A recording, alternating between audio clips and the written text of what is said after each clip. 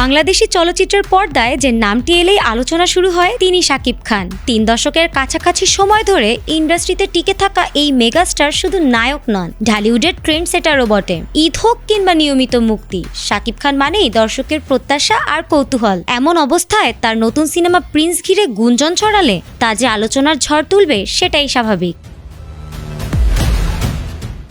গুঞ্জন উঠেছে সিনেমাটির শুটিং নাকি বন্ধ হয়ে গেছে, সেই সঙ্গে নায়িকা নির্বাচন নিয়েও তৈরি হয়েছে বিভ্রান্তি। এই সিনেমায় শাকিব খানের বিপরীতে 2 নায়িকার থাকার কথা। একজন তাসনিয়া ফারিন নিশ্চিত হলেও দ্বিতীয় নায়িকা নিয়ে চলছে নানা জল্পনা। কলকাতার এক অভিনেত্রী এই সিনেমায় যুক্ত হচ্ছেন এমন খবর ছড়িয়ে পড়েছিল, তবে সেই অভিনেত্রী নিজেই সামাজিক মাধ্যমে বিষয়টিকে গুজব বলে উড়িয়ে দিয়েছেন। শোনা যাচ্ছে আবারও সাবিলা নূরকে এই সিনেমায় যুক্ত করা হতে পারে। গত ঈদের তাণ্ডব সিনেমায় শাকিব সাবিলার রসায়ন বেশ প্রশংসা কুড়িয়েছিল।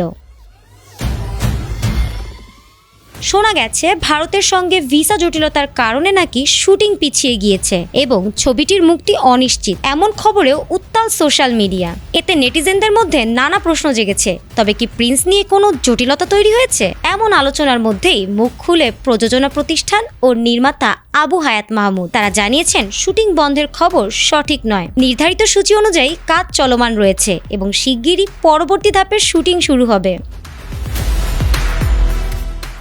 তারা আরও জানিয়েছেন এই সিনেমাটি 90-এর দশকের ঢাকা শহরের আন্ডারওয়ার্ল্ডকে কেন্দ্র করে নির্মিত হচ্ছে। এতে অ্যাকশন, রোমাঞ্চ ও আবেগের মিশেলে শাকিব খানকে এক ভিন্ন রূপে দেখা যাবে। সিনেমার ফার্স্ট লুক ও বিস্তারিত তথ্য সময় মতো প্রকাশ করা হবে বলেও জানানো হয়েছে। সব মিলিয়ে নায়িকা বিভ্রাট ও শুটিং বন্ধ নিয়ে যে গুঞ্জন ছড়িয়েছে তা বাস্তবতার সঙ্গে মিলছে না বলেই দাবি সংশ্লিষ্টদের। এটা গুজব। এখন দর্শকদের অপেক্ষা শুধু পর্দায় প্রিন্স হয়ে শাকিব খানের ফিরে আসার।